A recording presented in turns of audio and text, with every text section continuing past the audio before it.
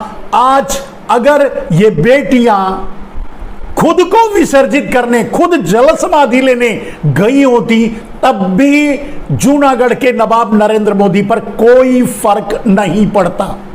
एक तरफ जूनागढ़ के नवाब नरेंद्र मोदी की ताजपोशी हो रही थी, सेंगोल जैसे धर्मदंड को अपवित्र कर रहे थे, ठीक उसी समय दूसरी तरफ हमारी पहलवान बेटियों को मार रहे थे, घसीट रहे थे, पीट रहे थे, अपमानित कर रहे थे और उन्हें उठा करके जेल में डालने ले जा रहे थे।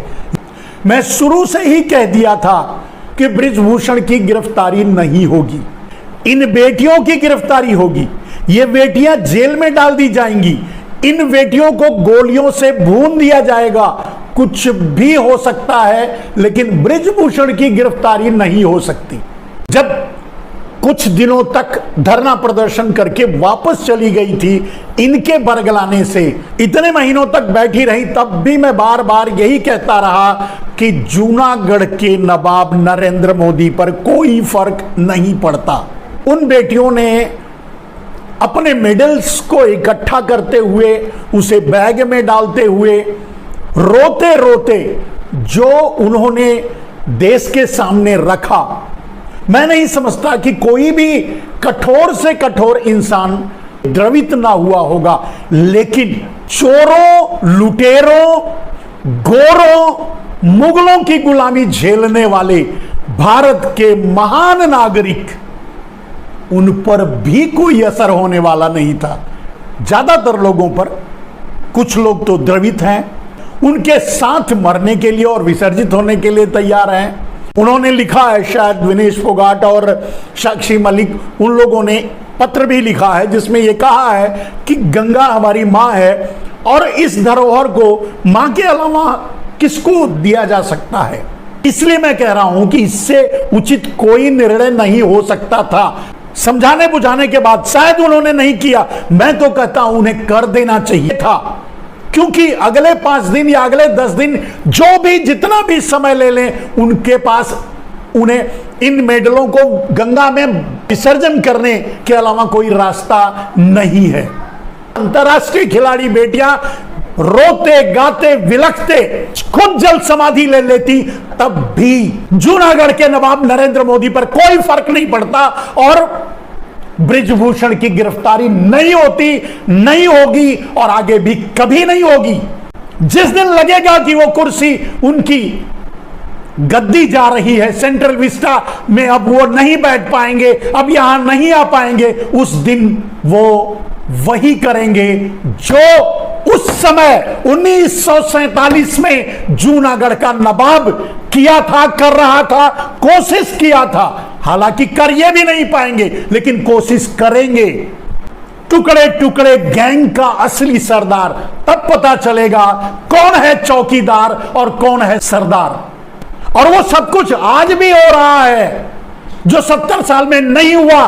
देश को 1947 से भी पीछे ले जा करके नरेंद्र मोदी ने खड़ा कर दिया है। आपको क्या लगता है, ये महिलाएं आज विसर्जन नहीं किया तो आगे विसर्जन नहीं करना पड़ेगा? अगर इनको गोली नहीं मारी गई, अगर इनको आतंकवादी बना करके जेल में नहीं डाला गया, अगर ऐसा कुछ ना भी हुआ तो भी इनके साथ पूरा देश उतरेगा, इनकी लड़ाई लड़ेगा। लेकिन ये लड़ाई जनवरी 2024 के बाद नरेंद्र मोदी सामने आएंगे, उससे पहले सामने नहीं आएंगे। इसके बीच ये पहलवान खिलाड़ियों पर गोली चलाई जा सकती है, रौंदा जा सकता है, गाड़ी पलटी जा सकती है, बुलडोजर चलाया जा सकता है, ये खुद अपने आप को गंगा में विसर्जन करें तो कर सकती हैं। इन महिलाओं को उसके खिलाफ एफआईआर करवाने के लिए सुप्रीम कोर्ट तक जाना पड़ा था, 7 दिन लगे थे। और इन महिलाओं के खिलाफ पुलिस एफआईआर लिखने में 7 मिनट भी नहीं लगाई। यह है जूनागढ़ के नवाब नरेंद्र मोदी का न्याय। जूनागढ़ का नवाब इतने जल्दी नहीं जाएगा, इतने जल्दी नहीं मानेगा। और जिस दिन जाने की नौबत आएगी, नरेंद्र दामोदर दास मोदी वो करने की कोशिश करेगा जो 1947 में नवाब मोहम्मद महाबत खान तृतीय ने। मैं आप तक वो पहुंचाता हूं जो होने वाला है, और मैं भविष्यवक्ता नहीं हूं। क्योंकि मैं नरेंद्र मोदी को जानता हूं कि नरेंद्र मोदी का अगला निर्णय कैसे होगा, क्या होगा, क्योंकि मैं नरेंद्र मोदी को नजदीक से सुन चुका हूं, देख चुका हूं निर्णय लेते हुए, नरेंद्र मोदी को मैं महसूस कर चुका हूं धोखा देते हुए, नरेंद्र मोदी को मैं देख चुका हूं कुछ बोलते हुए और कुछ क्षणों के बाद उसे कुछ बदलते हुए। नरेंद्र मोदी के हर गुलाटी को, नरेंद्र मोदी की हर चाल को, नरेंद्र मोदी के हर निर्णय को मैं पहले डिक्लेयर करता हूं। बृजभूषण सर्विस प्रोवाइडर है अटल बिहारी वाजपेयी का, वो अटल बिहारी का सावरकर है, यानी मोदी का गुरु है। उसको कहां से कुछ होगा यार। मैं तो कह रहा हूं पूरा देश किसान, पूरे देश के किसान आकर के फिर से दिल्ली बॉर्डर घेरे, दिल्ली के बॉर्डर पर बैठे, क्योंकि ये आंदोलन इस अनशन से होने वाला है नहीं। वो फिर वहां से मार के हटा देंगे, जबरदस्ती उठा करके ले जाएंगे, हॉस्पिटल में पटक देंगे, फिर वो बाहर बेटियां निकलेंगी, फिर आंदोलन करेंगी, अगर जिंदा रही तो फिर आंदोलन करेंगी, किसान बैठेंगे। ये आंदोलन जनवरी के बाद खत्म होगा, जनवरी 2024 के बाद इस पर नरेंद्र मोदी अपने सेंट्रल विस्टा वाले महल से बाहर आएंगे और कुछ शायद बोल दें, उसके पहले तो कुछ नहीं बोलेंगे। सेव कर लो, अगर ईवीएम पर बैन लगाया गया तो जूनागढ़ के नवाब नरेंद्र दामोदर दास मोदी चुनाव नहीं लड़ेंगे, चुनाव नहीं होने देंगे, भारत पर इमरजेंसी लागू कर देंगे। अगर ईवीएम से चुनाव होता है तो इनकी गारंटी है कि जीत जाएंगे हैकिंग से।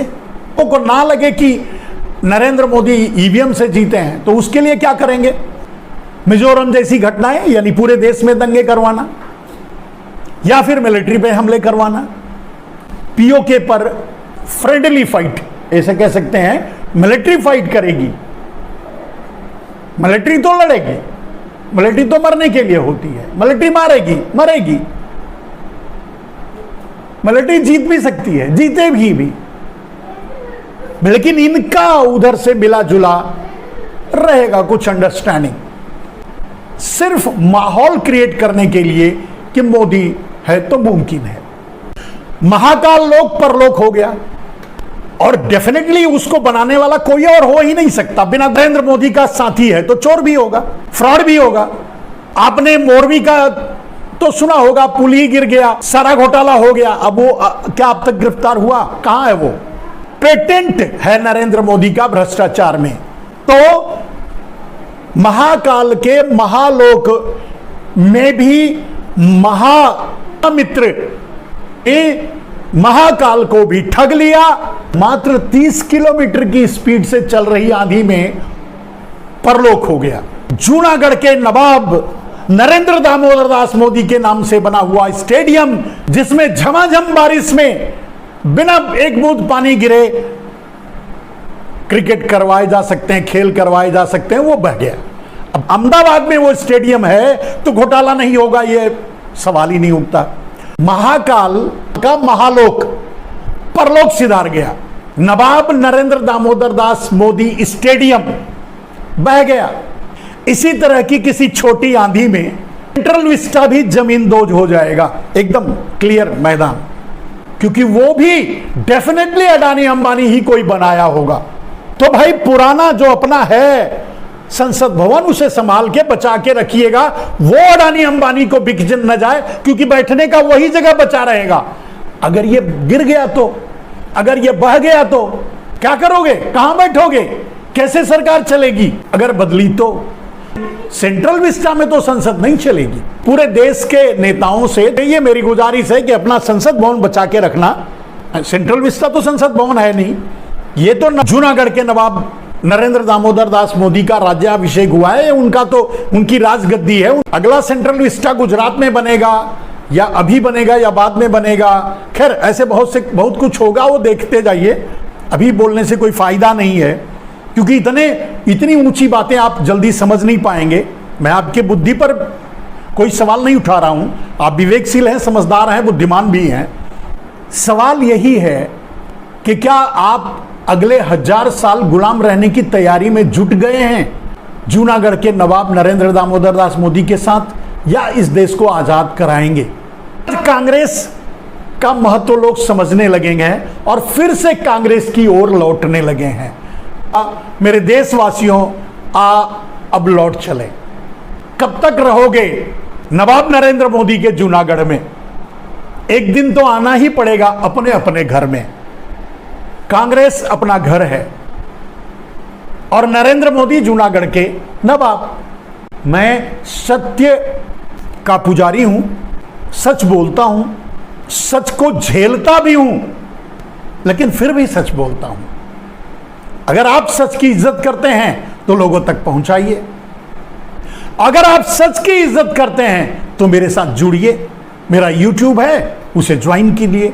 आप बड़ी ज्यादा संख्या में सब्सक्राइब कर रहे हैं, आपको अच्छा लगे तो आप ज्वाइन भी कर सकते हैं।